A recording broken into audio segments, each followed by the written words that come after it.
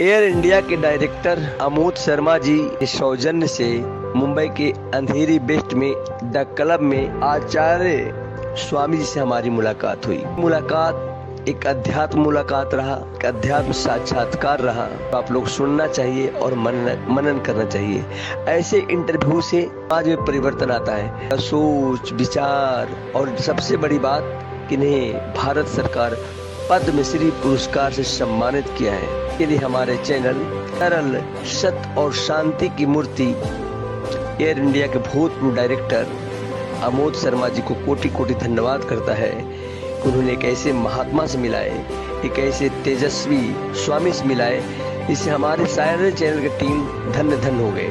तो आप लोग भी जो हमारे चैनल देख रहे हैं, सुन रहे हैं, हमारे चैनल को देखिए और कमेंट कीजिए कि हम नेता अभिनेता से तो आप लोग को मिलाते ही रहते हैं, एक ऐसे ऋषि महात्मा से मिलिए जिससे समाज में परिवर्तन आ सकता है, समाज में अध्यात्म लोगों में बढ़ सकता है, धर्म बढ़ सकता है। तो देखिए और मनन कीजिए। नमस्कार, मैं संजीव कुमार पांडे। बरसों से आप लोग मुझे देख रहे हैं, सुन रहे हैं और ये हम पर ऊपर वाला ने आज कृपा बरप दिया है कि हमारे गार्जियन एयर इंडिया के भूतपूर्व डायरेक्टर, वो तो इनके लिए बहुत हम समझते हैं कि छोटा पद है, बरसों से जानता हूँ।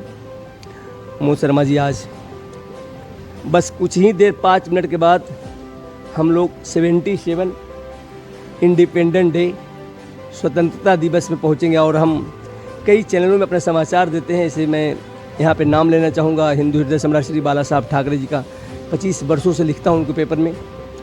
हम अपने शायद ही कोई से नेता अभिनेता अपने देश में होगा जिनका साक्षात्कार मैं नहीं किया हूँगा। मैं अपने आप को खुश नसीब मानता हूँ कि अटल बिहारी वाजपेयी साहब का प्रेस कॉन्फ्रेंस किया हूँ और जो वर्तमान के प्रधानमंत्री हैं श्री नरेंद्र मोदी जी, जब वो मुख्यमंत्री थे तो बड़ोदरा में उनका मुख्य में किया था। तो आज हमारे इन सबसे अलग एक अध्यात्म, एक पवित्र इंटरव्यू कहिए तो मेरा कैमरा से लेकर के मैं पवित्र होने वाला हूँ। गोवा के हमारे अपने आप में बताएंगे कि क्या है और आप लोग जो भी सुन रहे हैं देखिए, सुनिए और मनन कीजिए, क्योंकि ये इंटरव्यू सबसे खास है। हम अमिताभ बच्चन जी का बागवान में बी आर चोपड़ा साहब जी के सौजन्य से इंटरव्यू किया था, उससे कहीं ज़्यादा खुशी मुझे आज है इनका साक्षात्कार करके। जरा अपने बारे में हमारे दर्शकों को बताएं। नमो नमः सभी दर्शकों को और यहाँ उपस्थित सबको प्यार भरा नमस्कार और सबको स्वतंत्रता दिवस की बहुत बहुत ढेर सारे शुभकामनाएं। हम गोवा से हैं। श्री दत्त पद्मनाभ पीठ गोवा में स्थापित है। वहाँ चारों वेदों की पाठशाला, संस्कृत पाठशाला एवं संस्कृत का कॉलेज और अन्य शैक्षणिक उपक्रम चलते हैं, सामाजिक उपक्रम चलते हैं। वैसे तो हम गोवा यानी तपोभूमि मानते हैं और इसी तपोभूमि से ये सब काम जो है हो रहा है। आज आप सबका दर्शन करके बहुत प्रसन्नता महसूस कर रहा हूँ और हम चाहते हैं कि गोवा का जो सच्चा परिचय है वो देश दुनिया में जाए। स्वामी जी, मैं हमारे चैनल जो भी दर्शक मुझे देखते हैं बरसों से, ये जानना चाहेंगे कि अब देखिए यूपी में अभी भगदड़ में बहुत लोग मारे गए। एक ढोंगी, माफ़ कीजिएगा, ये मेरी कह तो रहा हूँ मेरी खुशनसीबी है। मैं तो समझता हूँ कि बरसों का आज मेरा फल है कि आज 15 अगस्त बस हो गया, 15 अगस्त 12 बज गया रात का, और खुशनसीबी कि मैं आपका साक्षात्कार कर रहा हूँ। उन लोगों को बताएं जो पानी से बुद्धि ठीक करते हैं, पानी से धन, और सैकड़ों लोग भगदड़ में। कल भी बिहार के एक जहानाबाद जगह है जहाँ दर्जनों लोग भगदड़ में मारे गए। उन लोगों को ज़रा बताएं अपना अमृत वाणी से कि जो पानी से बुद्धि ठीक करते हैं, धन दौलत, मैंने उन्हें क्या कहा जाए, उन्हें इन्हें ज़रा ज़रूर समझाएगा। वैसे तो हम सनातनी हैं। सनातन धर्म जो है उसके मूल जो हैं वो वेद है और वेदोखिलो धर्म मूलम। वेद यानी ईश्वर को समझना। और ईश्वर को जब हम समझना चाहते हैं तो हमें पहले स्थिर होने की आवश्यकता है। भगवान शिव शंकर और उनका अंश शंकराचार्य जी के रूप में इस पृथ्वी पर आया तो उन्होंने कहा ब्रह्म सत्यम जगन मिथ्या जीवो ब्रह्मैव न परा। तो हम ब्रह्म की उपासना करने वाले सनातनी हैं। हम ईश्वर को ब्रह्म के रूप में मानते हैं और ये ब्रह्म सब जगह पर है।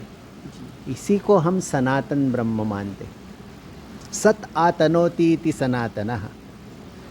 सत यानी ईश्वर ब्रह्म सभी जगह पर फैला हुआ है और इसी ब्रह्म का आचरण जो है वो हम करें। बाकी इस जगत में जो कुछ है वो सब माया कही गई है। माया यानी एक दिन दूसरे दिन नष्ट होने वाले। तो हमारी दत्तपीठ की परंपरा जो है वो अद्वैत वेदांती परंपरा है। तो हम ज़्यादा फोकस ब्रह्म तत्व पर करते हैं। माया तत्व के ऊपर जो है वो हम ज़्यादा ध्यान नहीं देते। और हमारे शिष्यों को, हमारे समाज के लोगों को भी हम यही बताना चाहते हैं कि हमारे ईश्वर जो हैं वो ईश्वर सर्वभूतानां हृद्देशे अर्जुन तिष्ठति। ये हमारे शास्त्र हमें बताते हैं कि ईश्वर आपके हृदय में वास करता है। तो जीवन जीते समय हम जब बहुत कुछ देखते हैं तो हमें ये बात ध्यान में रखनी है कि बहुत से लोग बहुत कुछ करते होंगे, लेकिन एक सच्चे सनातनी को इस बात पर गौर करना है कि मैं ब्रह्म का अंश हूँ, अहम ब्रह्मास्मि। और उसी के ऊपर हमें जो कुछ मिलता है उसको स्वीकार करना चाहिए और बाकी सब जो है वो त्यागना चाहिए, क्योंकि एक ना एक दिन आपको इस माया से अलग होकर इस ब्रह्म में ही समाहित होना है। तो मेरा संदेश ये है सब लोगों को कि आप ज्ञान में विश्वास रखें। बाकी की कथा जो वो कोई बोलते हैं उनमें कई सच्चाई होगी नहीं होगी कौन जाने। झाड़ फूक के बारे में पूछा, झाड़ फूक मंत्र से जो भगदड़ मची, इसके बारे में हमारे दर्शक जानना चाहते हैं। यही बात मैं कहना चाहता हूँ कि यदि ज्ञान में हम विश्वास रखेंगे तो जब कोई अलग अलग बातें स्वयंभू तरीके से बताने लगते हैं उस पर ज़्यादा भरोसा न रखें तो हमारा ही अहित नहीं होगा। महाराज जी, अभी जो सनातन धर्म हिंदुओं के साथ जो बांग्लादेश में अत्याचार हो रहा है, इस पर ज़रा खुल के बताएं और अपने सरकार को, अपने हिंदुत्व को, अपने भारतवासियों को। एक तो स्वतंत्रता दिवस है कल, उस हम लोग स्वतंत्रता अभिहास नाच रहे हैं, गा रहे हैं। और बांग्लादेश में आपको तो पता ही सब होगा कितना घोर जुल्म हो रहा है। इस पर कुछ बताएं आप, ताकि कुछ लोग सुने या समझें और इस पर कुछ रुके। वैसे तो भारत देश पर साधु संत और ऋषि मुनियों की कृपा रही है, आज भी है। तो भारत देश के लोगों को ये बात ध्यान में रखनी है कि एक बार ये देश जो है वो पारतंत्र में चला गया था, तो उसको वापस स्वतंत्रता लाने के लिए कितने संघर्ष को हमने सामना किया। तो अभी ये स्वतंत्रता मिली है, तो स्वतंत्रता यानी अपने देश का जो कल्चर है, अपने देश की जो संस्कृति है, उसको ध्यान में रख के हमें ये अपना देश चलाना है। अभी देखिए कि ब्रिटिश लोग चले गए, फिर भी आज भी इंग्लिश जो है वो हमारे देश में चलती आ रही है। हमें अपनी भाषा नहीं मिल रही है। आज कितने हम बड़े बड़े हो गए हैं, आज भी हमारे स्कूल्स जो हैं वो इंग्लिश को एकदम। स्वामी जी, मैंने पूछा बांग्लादेश में जो हो रहा है उसके लिए सरकार से आप क्या कहना है, कुछ कहना चाहते हैं? मैं ये जानना चाहिए उसे हमारे गवर्नमेंट को, मोदी जी को, मोदी गवर्नमेंट से बताएं आप अपने शब्दों द्वारा, तो जो अत्याचार हो रहा है बांग्लादेश में उस पर आप क्या कहना चाहते हैं? इस पर ज़रा खुल के बताएं। वही उसी पर आ रहे हैं। अच्छा जी, सॉरी, बताएं। तो यदि हम देश को यदि ढंग से सही तरीके से यदि पहचानेंगे नहीं तो हम क्या देश का काम करेंगे। तो हमारी संस्कृति को पहले हमें समझना चाहिए कि हम ऋषि मुनियों की संतान है। ये देश जो है भारत, ये ऋषि मुनियों का देश है, ज्ञान देने वाले लोगों का देश। अभी देखिए पाकिस्तान, अभी बांग्लादेश, श्रीलंका, म्यांमार, ये सब देश भगवान जो है वो हमें दिखा रहा है कि ये परिस्थिति आप पर ना आ जाए, इसलिए हमें देश में रहने वाले सभी भारतवासियों को थोड़ा सा सजग रहना चाहिए। हमारे सरकारों पर ही ध्यान देकर नहीं होगा, हमें खुद एक एक इंडिविजुअल व्यक्ति जो है देश का नागरिक, उसको भारतीय होने की आवश्यकता है। हर बार यदि हम पॉलिटिशियन लोगों को ही देखते रहेंगे तो हमारा क्या काम रहेगा।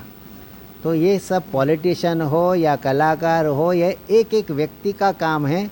ये देश जब ये मेरा है तो मुझे कुछ करना है, तो मैं यदि कुछ करूँगा तो ये सारे लोग जो अभी देश दुनिया में बिगाड़ कर रख रहे हैं वो हमारे कमजोरी का फ़ायदा उठा रहे हैं। तो मुझे लगता है कि बांग्लादेश की स्थिति को देखकर हमारे देश में यही ध्यान में रखना है कि वहाँ अल्पसंख्यक में हमारे हिंदू हैं तो उनको क्या झेलना पड़ रहा है, किस परिस्थितियाँ। सबसे पहले महिलाएं त्रस्त होती हैं। कई भी देश कुछ भी हो जाए, महिलाओं पर अत्याचार होता है, छोटे छोटे बच्चों पर अत्याचार होता है। यदि ये हमारे देश में जितने हिंदू हैं वो यदि समझ पाए कि हमारे देश की यदि कल्चर जो है वो बांग्लादेश जैसी न हो, इसलिए हमें सच्चे सनातनी होने की आवश्यकता है। और हमारे देश का सरकार को भी बांग्लादेश में जो कुछ हो रहा है, जो यदि हमारी पावर हम दिखा रहे हैं, तो वहाँ के हमारे हिंदुओं को बचाने के लिए हमारी सारी शक्ति उसको उपयोग लानी चाहिए। तो सरकार की वो जिम्मेदारी बनती है और हमारे देश के लोगों की भी ये जिम्मेदारी बनती है कि हम आवाज़ उठाएं, चुप न बैठे और घर में से बाहर आकर इसका विरोध करें। कम शब्दों में बताएं, 7,82,80,000 रोहिंग्या और बांग्लादेशी जो अपने भारत में कुंडली मार के बैठे हैं, कम शब्दों में बताएं कि उन्हें क्या किया जाए, एकदम कैलकुलेट में बताएं आप।